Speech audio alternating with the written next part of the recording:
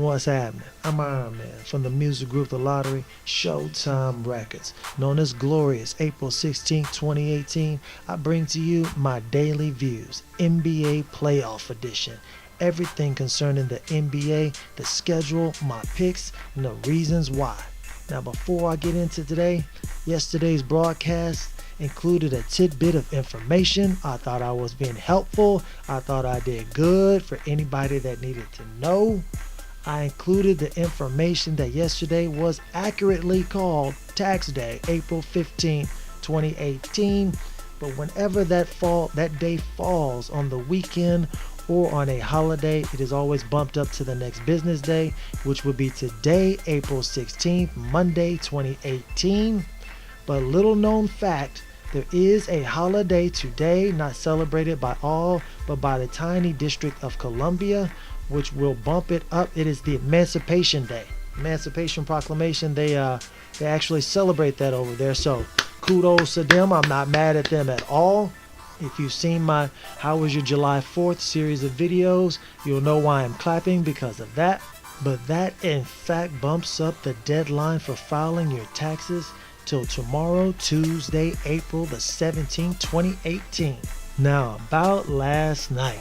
We start off with the ultra entertaining Milwaukee Bucks versus the Boston Celtics, the 2 versus 7 seed in the Eastern Conference, which was a lot closer, much closer than you would think, being the 2 and 7 seed due to the absence of Marcus Smart and of course Kyrie Irving. Speaking of Kyrie Irving, the Kyrie saga is available for your consumption. Please watch it. It is available to watch right now and has definitely been worth the wait. Even though both teams made sizable runs at different points of the game, it was very close throughout. No one could pull a significant amount of distance away from each other. On the offensive side of the ball, Jabari Parker for the Bucks is multi-talented and extremely versatile, but on the defensive end, he was having trouble guarding anybody. He hand checks the entire time. Why they are not calling it, I have no idea, but he needs to work on his defense ASAP. Al Horford for the Celtics was bullying Antetokounmpo. He was bullying every time they got the switch and he was guarding him. He was taking him down low, just pounding him, overwhelming him with his size and strength. Giannis is definitely not a center. I don't believe he's ever played center in his entire life. He needs to gain some weight to do that and learn how to play the center position. It is not something you can just be thrown into and think you're going to automatically excel. I mean, who are you? Magic Johnson in the finals? Filling in for Kareem? I don't think so. He also needs to work on his defense because he is foul prone. I believe it's because he hasn't settled into defending one particular position all the time. Once he does that, I think he will be more comfortable. Marcus Morris, one of the twins out of Kansas for the Celtics. This guy dominated on the block from the outside in the mid-range. This guy showed a lot of heart and grit and could not be guarded. 21.7 rebounds and 1 assist. The young and athletic duo of Jason Tatum and Jaylen Brown did not disappoint. Even though they were playing Jason Tatum's first career playoff game, he played a ridiculous 44 minutes. Jaylen Brown played 46 minutes. They did not disappoint. Their youth served them very well, as Jaylen Brown ended the game with 20 points, 4 assists, 4 rebounds, 1 steal, 1 block. Almost exact same numbers, 19 for Jason Tatum. He had 10 huge rebounds, 4 assists, 3 steals, 1 block, but he did have 5 turnovers. He is very young. That is to be expected. I said one of the keys to the game will be the play of Chris Middleton, the unsung hero for the Milwaukee Bucks. He came through. It did not disappoint. Had 31 points in 47 minutes. The guy said, man, I'm damn near going to play the whole game. The guy shot better than 50%. The guy outshot 60% from the field. He was knocking down everything. He had 8 rebounds, 6 assists, 2 steals, 1 block. He did have 3 turnovers, but playing 47 minutes, I guess he was a little bit gassed. Like I said, he had 31 huge points, plus 11 in a plus or minus. He did not disappoint. The only problem with their big three is Eric Bledsoe. This guy struggled mightily. Terry Rozier came to play. Eric Bledsoe was shook. He went 4 from 12, which is a paltry 33%. Only had 9 points in 33 minutes. That's not going to get it done. Not in the playoffs, not at anywhere, not anyhow, in any fashion. He had 4 assists. He had 4 rebounds. And he had 5 huge, gigantic turnovers. This guy has got to step it up, and I mean step up immediately if they plan on even contending in this series.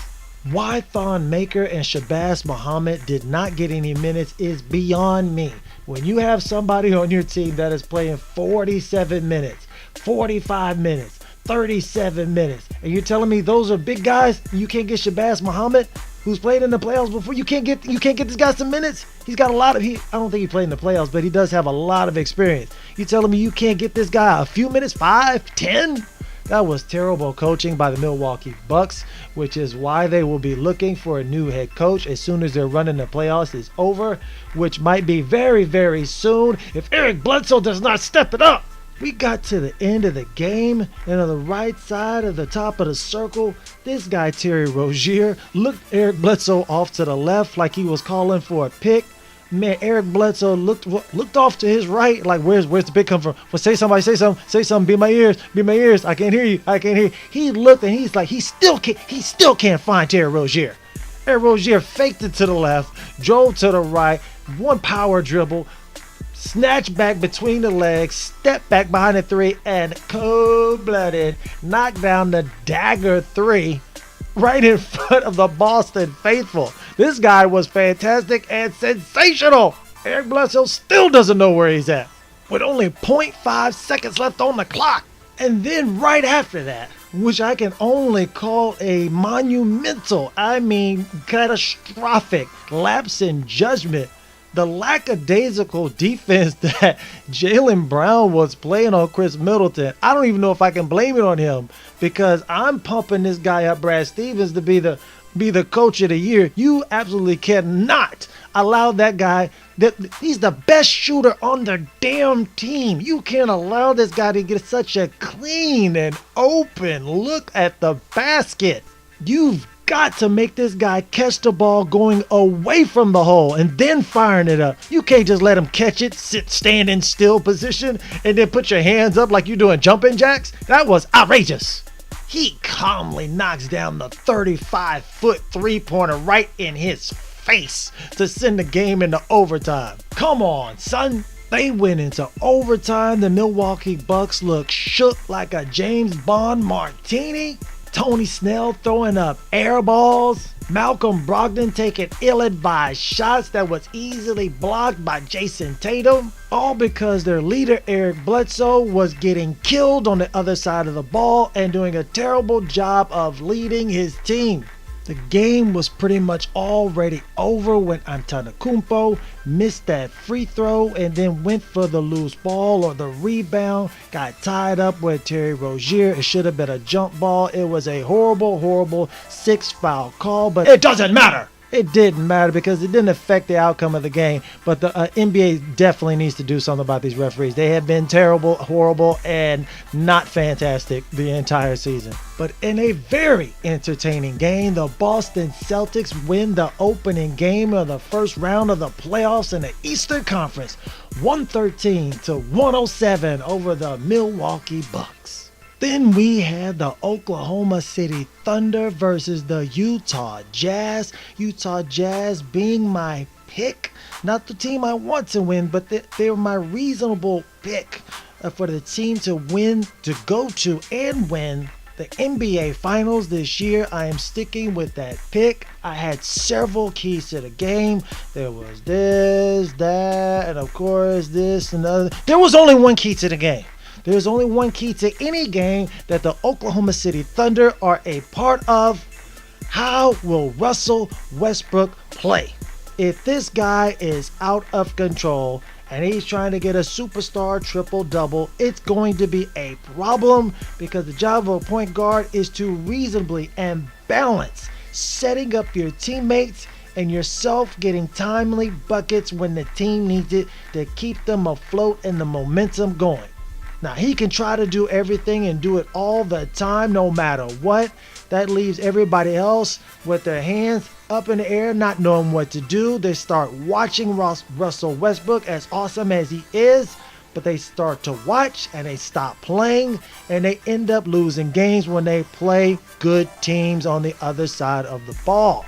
With so many people complaining, KD leaving, and all the jeers of stat patter, stat patter, stat patter, now this guy has gone into Kobe mode, where everybody was complaining about Kobe just shooting and not passing, where he would go into playoff games or any game at any time and just say, I'm just not going to shoot it. I'm going to force myself just not to shoot the ball, not to be a threat for the entire first quarter. You see, you're going off the deep end. We need a balance. We don't need you to just shoot 100 shots, and we don't need you to shoot 0 shots. We need you to shoot somewhere in the middle where there's a happy medium, where there's a balance. So sometimes he goes into that where it's like, hey, I'll show you I don't need to shoot to contribute to the team winning. That does not help. It's detrimental and counterproductive to the team. But the only key to the game is, how would Russell Westbrook play?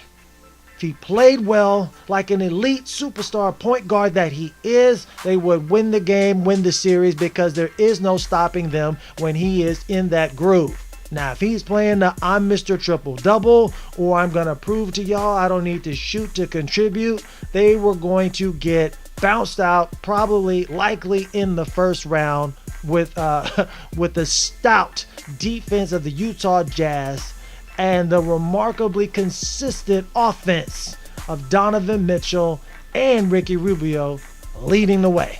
Let me start off by saying that at this current time, my pick for Coach of the Year is Brad Stevens of the Boston Celtics. A lot of people have been championing the Utah Jazz coach. This guy only played 2 minutes. He went 4-4 shooting, 100%, and scored 10 points in 2 minutes. 10 points in 2 minutes. Hit 2 of 2 3-pointers and 2 layups. This guy was sensational and fantastic. And yet you only found 2 minutes?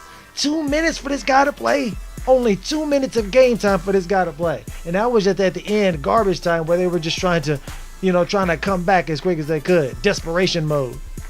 That's outrageous, and that is terrible coaching. That is not a Coach of the Year performance. Can't do it, won't do it. Royce O'Neal, the small forward, has been pretty good for them off the bench. And Jay Crowder, oh, come on, bruh. No wonder LeBron wanted you traded. No wonder he got rid of you. 28 minutes. He shot 30% from the field, 3 of 10 shots. This guy had 13 points in 28 minutes. That's outrageous. Yeah, he had 4 rebounds, 2 assists, and 2 steals, but he also had a turnover. He shot 30%. 30% from the field. He went 3 of 9 from three-point land. That's just 33%. That is not going to cut it. You are not going to beat the OKC, the Oklahoma City Thunder, with Russell Westbrook rolling, and PG putting on a show. I had to shed a tear. I don't want him to get comfortable over there at OKC. What are y'all doing? Y'all my pick to win to the finals. Came out here with this lame duck performance. This was terrible. Oh my God. And watch you jab step 5 or 6 times, running out the shot clock. 37 minutes in the game, 15 points. He did shoot very, very poorly. 5 of 13 from the field, 2 of 7 from three-point line. But he did pick it up on the defensive end. I got to clap it up. I got to give that to him. Some dap for you, Melo. He kept it mellow over there. He had 7 rebounds, 2 assists, 3 steals. They say Melo don't pass. He had 2 assists. He had 3 steals. He had 2 blocks. When have you ever known Carmelo Anthony to get a block? This guy had 3 steals. Who is he, Scottie Pippen? This guy had 3 steals and 2 blocks. But he did have 3 ridiculous turnovers and 15 points. So that just his good play canceled out his bad play. Corey Brewer, this guy had 7 points in 34 minutes. He's really a non-factor on the offensive end of the ball. But Russell Westbrook, I told you he was going to be the factor of the game. And this guy was sensational and fantastic. 37 minutes of play. He shot 10 of 25, which is still way too much. That is way too many shots for a point guard of your team. He's still thinking shoot first instead of pass. And he's not shooting very accurately. He only shot 40%, took 25 shots. He took 25. This guy, listen, even when they win games, he still played very, very poorly as point guard go. This was a bad game by this guy. He shot 40%. That's horrible. You got to shoot about 45 to 48% to be a respectable guard as a shooting percentage. He had 29 points. Yeah, he had 29 points. He had 8 assists, had 13 rebounds. Oh, yeah, close to a triple-double. That's because he's got the ball in his hands the entire game. Those are skewed numbers. He only had 1 steal, no blocks, and 5 gigantic turnovers. This guy was giving the ball to the other team. Giving it to him. He said, I don't want the ball. Y'all take it. It's a hot potato. Get this out of my hands as fast as possible. Donovan Mitchell in his first. Did you hear what I said? His first. He wasn't scared of the moment. He wasn't shying away from the spotlight. But in his first career playoff game as a rookie, the man shot 50%. 11 to 22 from the field, played 35 huge minutes, had 27 points, 1 block, 2 steals, 3 assists, 10 rebounds. Talking about he ain't rookie of the year. Man, you know, that's outrageous. He is the rookie of the year. Ben Simmons was fantastic and phenomenal, but he is not a rookie. Definition of the word says an athlete who plays in his first year with a sports franchise. He did not play in his first year with a sports franchise. He is not a rookie. Donovan Mitchell deserves it no matter what. You heard it here first. But Donovan Mitchell was fantastic and sensational. And he only had 1 turnover in 35 minutes of play as a rookie. So it can be done. Come on, Quinn Snyder, show me something. 116 to 108, the Oklahoma City Thunder. Step on the throat, draw first blood from the Utah Jazz. Then to actually start off the day, they broke out with the Indiana Pacers versus the Cleveland Cavaliers, the favorite team of my homie Mo, who is overseas. He is a lifelong diehard Pacers fan. I am a huge Victor Oladipo fan. Domantas Sabonis, Miles Turner, and Darren Collison, huge fans of the team. And of course, born ready, Lance Stevenson, forgotten about, guy who was blowing in the ear of LeBron James a few years ago in his first go-round with the Pacers. If I'm not mistaken, my keys to the game were going to be the play of Darren Collison, the point guard for the Indiana Pacers, versus the point guard for the Cavaliers, George Hill.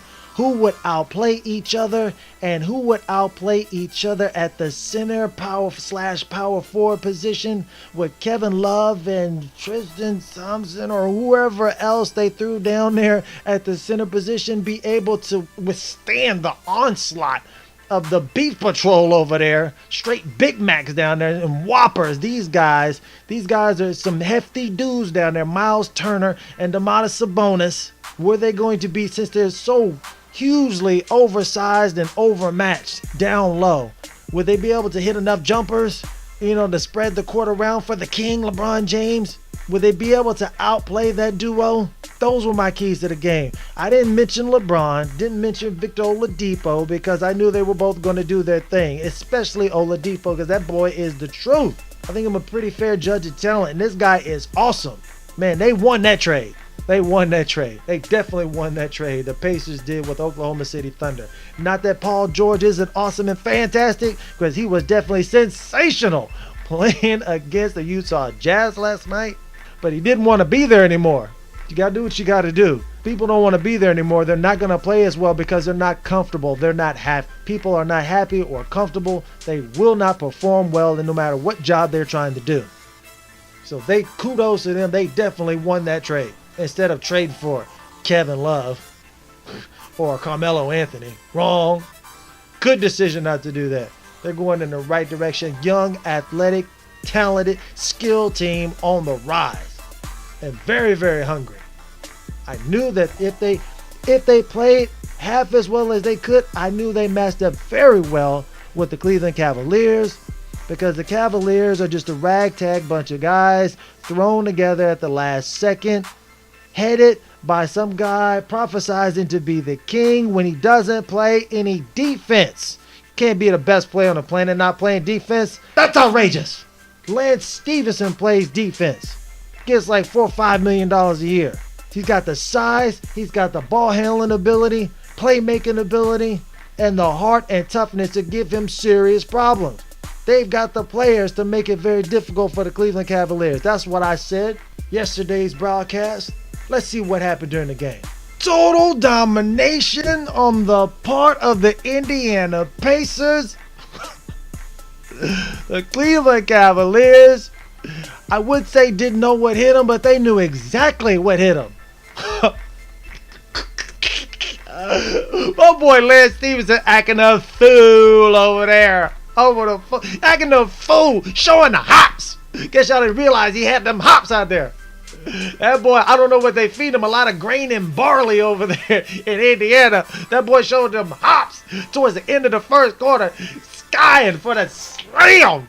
Just threw it down on somebody and won. Yelling at the stanchion. That's my boy, born ready. You don't get that nickname for no reason at all. Come on, man. LeBron James don't want no parts of them boys. Them boys is physical over there. Very talented. Hungry. Playing fantastic defense. They're not just going to get out the way and let him go. Get out the way. Oh, no. No, they're not just going to get out the way and let this guy dunk and show off his new shoes. Ain't nobody stunned about that. You got multiple guys that can give LeBron James trouble, and that's what you need to slow this guy down. He's still going to get his numbers regardless because he's got the green light. But when you force him to work so hard to get his numbers, everybody else suffers. Like the Kyle Korvers. Kyle Korvers get nobody. The J.R. Smiths and Tristan Thompsons of the world. They need that. They need to feed off of this guy playing at an all-world level. He's still playing all-world, but man, he's working all-world hard for that. The effort he's putting out is mountainous because the defense is so stout. And he's not smart enough. They say he's got a super high basketball IQ, but the coaching isn't good enough, or his basketball IQ isn't good enough to know how to play within the team and depend on other people to get you easier shots. Lance Stevenson comes right back down the court, receives the pass from Darren Collison, jab steps the king, knockdown three from the corner. Total and utter domination of the Cleveland Cavaliers. This is about 33-14 in the first quarter. You can't score 14 points in the first quarter and expect to win? That's outrageous. You boys are getting blowed out, blowed out, blowed out. Boys getting blowed out by the yellow and navy, or the navy and gold, however you prefer. Indiana Pacers coming into Cleveland, dominating, putting on a show. Supposed to be the land, fight for the land, strive for the land, strive for greatness. That's striving for greatness. You're the best player in the entire world. You can only muster 14 points in the first quarter. Did you see this guy deferring the passes? He was deferring the play. Here you go, right? You know, I can't get past his defense. This boy's too good. Guy's too good. Like he was seeing Kawhi Leonard when they faced the Spurs in the finals at one time. Kawhi Leonard just had him on lock.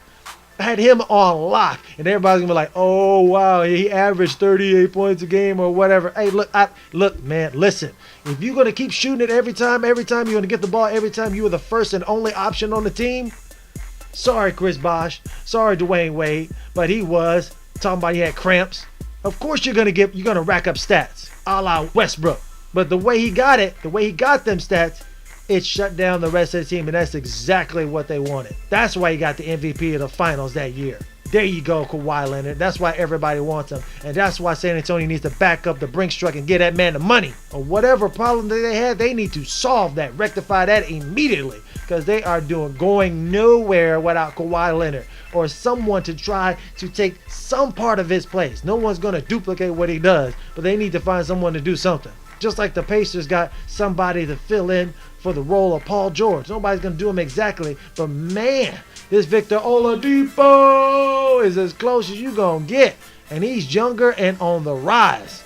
This guy is hungry and fantastic. Trying to mount a comeback, the King goes back into L Train mode where he just goes to the basket and just starts ramming those gigantic, massive shoulders into the chest of anyone who would dare stand in his path. It worked a few times, bowling people over. But man, he tried that on Victor Oladipo. He took that blow to the chest, and as soon as he went up for the shot, stripped him, got the steal. They going the other way. He don't know what's going on. People in the land is like, they are gasping in awe. The King has just been robbed. He's been robbed of his royal clothes.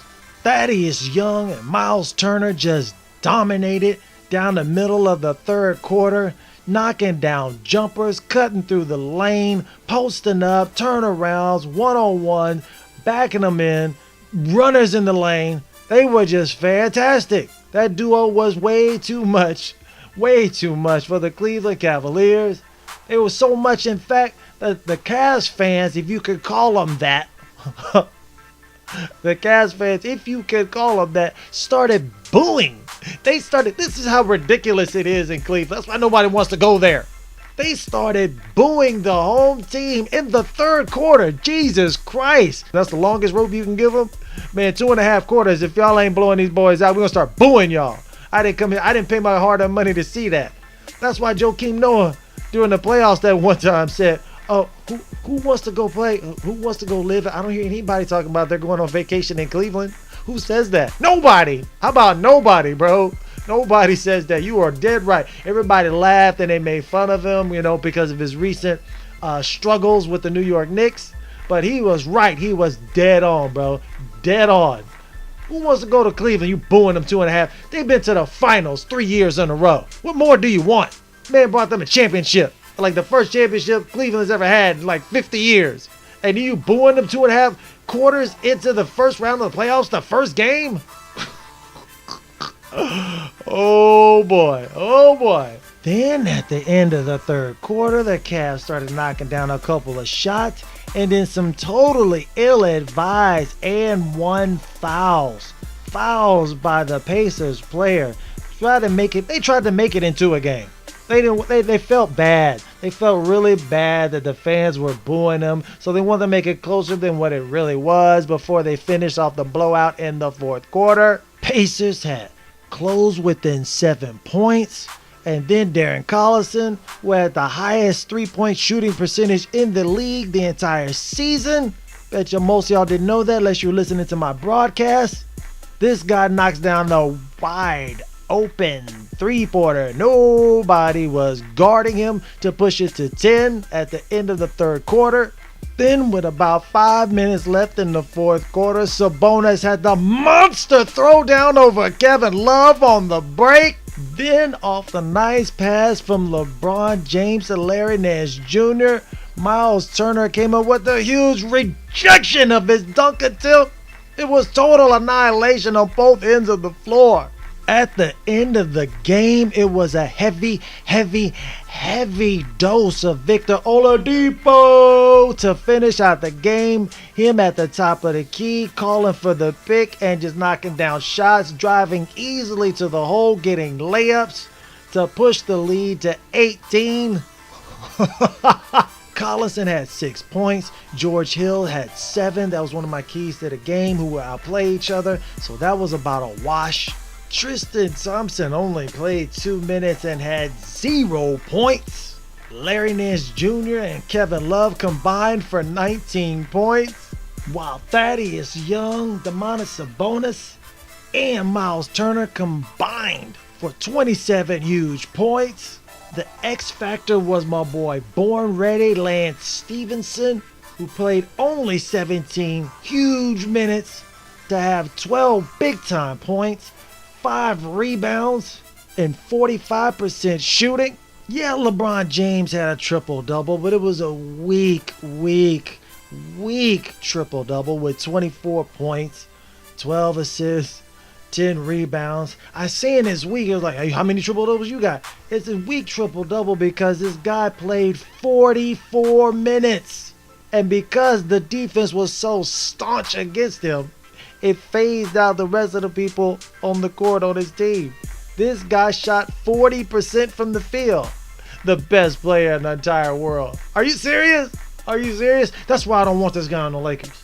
While on the other side of the ball, Victor Oladipo, he only played 37 minutes. Had a commanding and fantastic game that saw him shoot about 57% from the field. More than half of his shots. He had 32 huge points, 6 rebounds, 4 assists, 4 steals, and 1 block to lead Indiana Pacers to the dominating and overwhelming victory of the Cleveland Cavaliers by the score of 98-80. Ha! Oh boy. To finish off the night, the Minnesota Timberwolves came a visiting to these Houston Rockets, owners of the best record in the league in the regular season, likely the next MVP in James Harden, and the point guard, Chris Paul, riding shotgun with him. I didn't really have any keys to this game because I knew that the horrible coaching performance of Tom Thibodeau would continue. He will likely play these guys a horrible amount of minutes, not trust anybody on the bench, run these guys into the ground. So it would be a slow-paced game. Tough it out, battling in the trenches, and then the Rockets would win in the end because they score entirely too many points. And it's as simple as that. Yeah, the Timberwolves could win a game if they actually played some of the guys off the bench, like my boy D Rose, who is not finished. This guy is still hooping over there. He just needs a steady opportunity to show what he can do. In those brief flashes, this guy looks fantastic. The only thing that could derail these Houston Rockets is if James Harden somehow went back of the milk carton again, comes up missing, disappears for no reason. But I don't think they have anybody on the Timberwolves to inflict that kind of fear in James Harden again. Right from the jump of the game, it was quite clear, and I mean crystal clear, that the Timberwolves had no answers for this deadly combination, this pick and roll of Clint Capella and James Harden. They scored any and every time that they wanted to. They were getting dunks and alley-oops and layups left and right. They were struggling from the three-point line though, however. Good thing they had CP3 to keep the boat afloat as they rolled into the second quarter. This guy was getting inside the lanes, making some fantastic passes. Even though one of those passes that he passed to Harden with about 8 minutes left in the second quarter, this guy clearly traveled. Clearly he stepped right into it, pump faked, and then he just shuffled his feet in clear view of everybody without dribbling the ball. And then he went through the lane and then got a shuffle pass to Capella, and he got the easy dunk. But that was a clear and blatant traveling violation. These refs have been terrible the entire season, and I imagine they're going to continue their run through the playoffs. Derrick Rose is still super explosive, getting to the lane anytime he wants to, but unfortunately, since they don't run any offense, thank you, Tom Thibodeau. This guy, Taj Gibson, is just camped out in the lane. His man is sitting right there for the easy rejection after he blows by whoever's guarding him. It's a terrible situation for Derrick Rose. And then after rejecting Derrick Rose's shot, Clint Capella beats Taj Gibson down the floor, who's slow rolling it over there, hot plogging down the court. This guy comes down there for the easy catch and dunk on the other end. I'm not mad at Taj Gibson because they're not running any offense, and he's probably dead tired because he never comes out of the game. Thank you, Tom Thibodeau. Just a few short minutes later, they've actually got Clint Capella running like he's running point. This guy's at the top of the key. They're running pick and roll with him as the ball handler. Easily navigates the pick and roll, slithers into the lane for a nice easy bucket over Karl Anthony Towns. This guy is about to get paid this summer. He is about to get paid. If the Rockets do not pay him, which would be insane, somebody is going to cut that man a check, because he is mobile, he is young, he is hungry, he plays hard defense, he's got underrated offensive skills. And even if they didn't want him for the talent that he has, which I'm sure most teams do, they would want him to take him away just to hurt the Rockets. James Harden goes into his patented dribble through the legs and patented step back, which he took about at least 3 steps. I watched it in slow motion about 4 or 5 times, but this guy right here had the knockdown jumper over Butler, who was guarding him. Then my boy D Rose comes right back down, calms down the team, comes around the pick and roll. This guy comes in with the snatchback dribble, pulls it back, easy jumper in his face. Harden comes back down the other way. It's like they going mano a mano, one-on-one. That's what we doing. Harden comes back. They set the pick and roll. He goes to the lane, misses the shot, gets the rebound, gets the bucket. I say he got the bucket, but he got the bucket because he pushed off Andrew Wiggins 2 times blatantly with his right arm to get that shot off. How else do you think he got the shot off of the 6'8" guy? Just wasn't going to happen.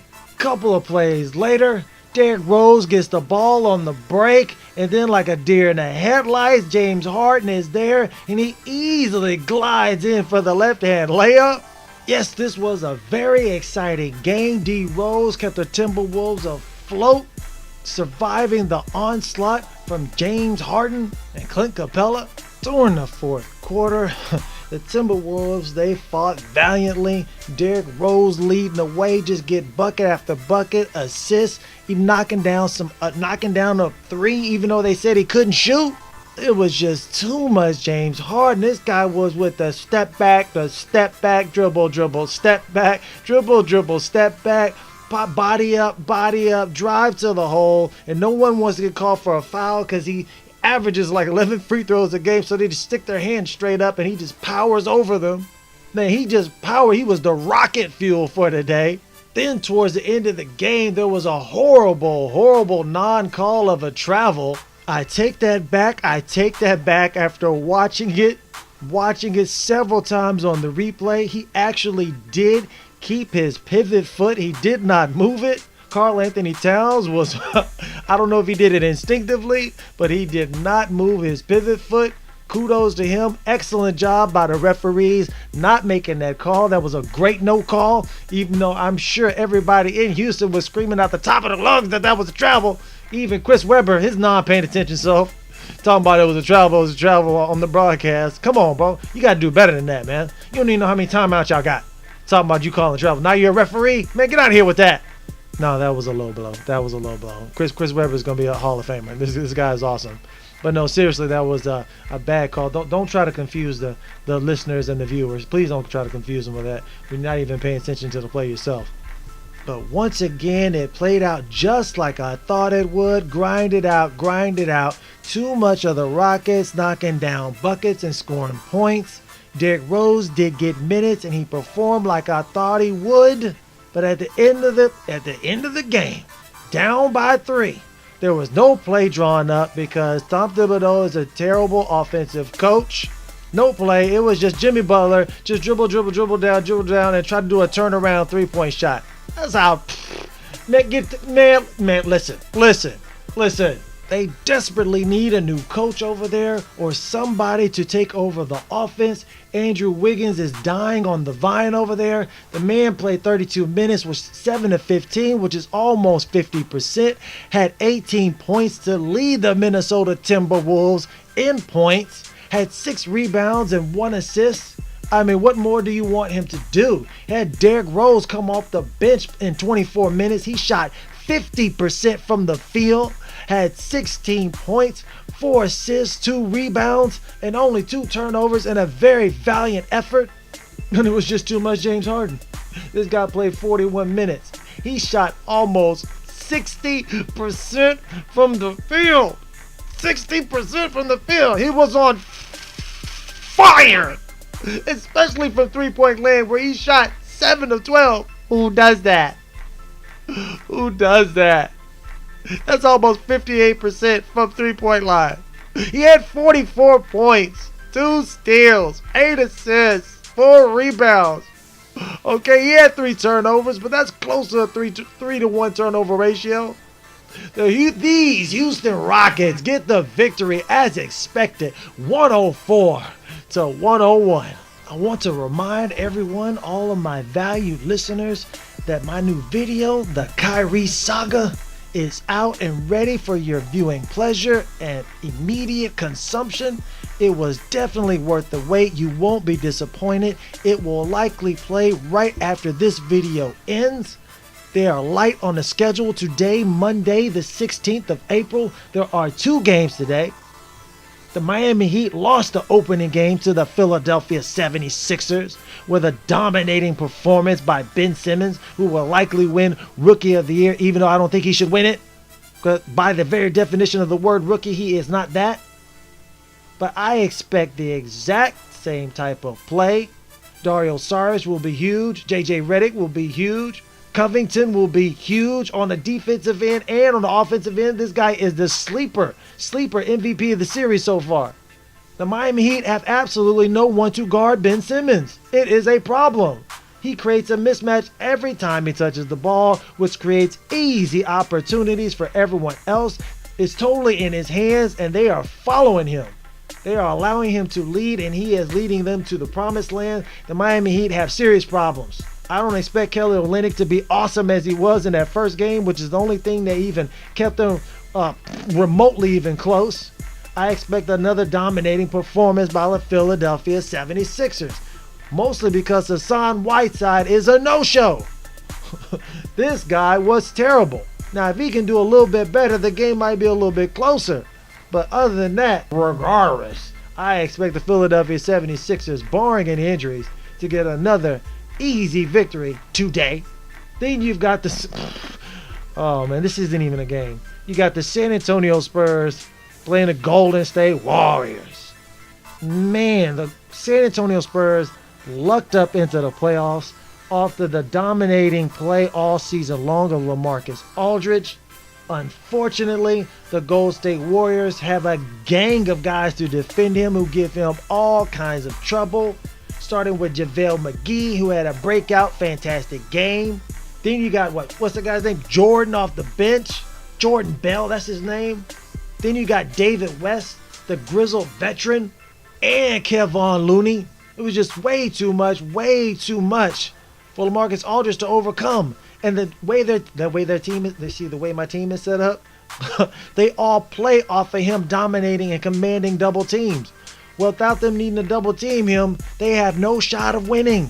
They have no shot, absolutely whatsoever, barring any injuries. Do they have any shot of winning any games against the Warriors? The Warriors ain't doing nothing special.